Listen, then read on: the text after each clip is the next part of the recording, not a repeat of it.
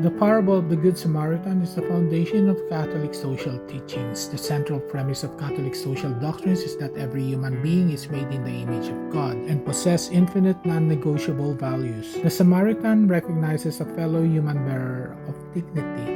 The Church teaches that society must do the same, prioritize the human person over economic systems, political convenience, or national borders. This teachings is not a static set of concepts, but a dynamic thought that evolves in dialogue with history.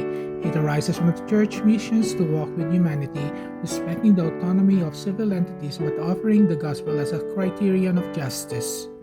The social doctrine of the Church is not a static set of concepts but a dynamic thought that evolves in dialogue with history.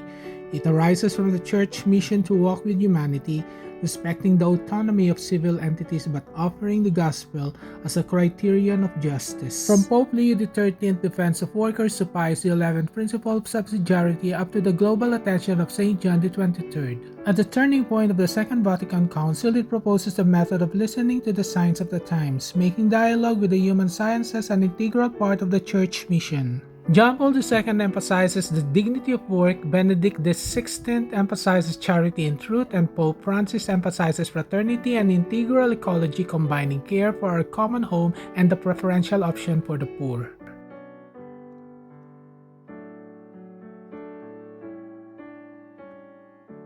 It is the task of the whole people of God, particularly of its pastors and theologians, to listen to and distinguish the many voices of our times and to interpret them in the light of God's Word, in order that the revealed truth may be more deeply penetrated, better understood, and more suitably presented.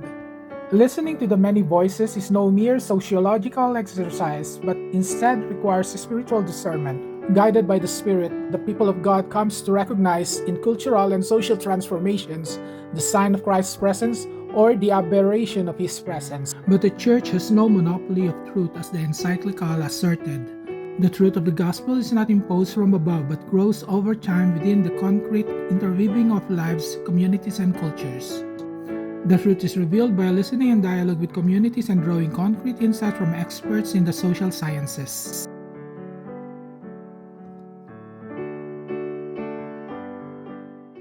The Pope stated in his encyclical that the Church does not claim to possess a monopoly on truth because truth is not a territory to be defended but a good to be shared, initiating good processes and enabling them to mature.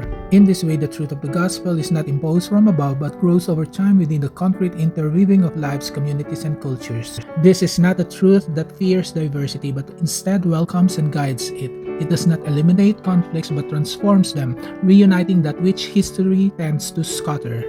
This is a truth weaved in listening and dialogue. Each Christian community is to interpret the reality in its own country with clarity and responsibility. Therefore, when the dignity of our brothers and sisters is violated, when politics fails to address the tragedies of humanity, when the economy turns against a person or science oversteps the limits of its competence, the Church, together with other Christian denominations and believers of other religions, must make her voice heard, not in order to dominate but to promote communion.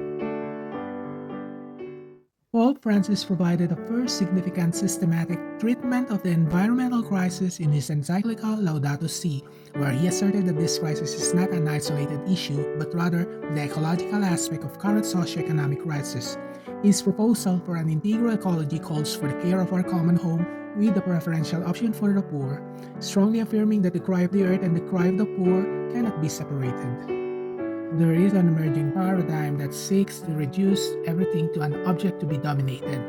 Human labor is threatened by the mindset of waste, and the idea that the current generation has moral and legal obligations to future generation, as well as duties to honor the legacy of past generations, that calls to ensure awareness for intergenerational justice. There seems to be a need for genuine dialogue between those working in the fields of politics and finance.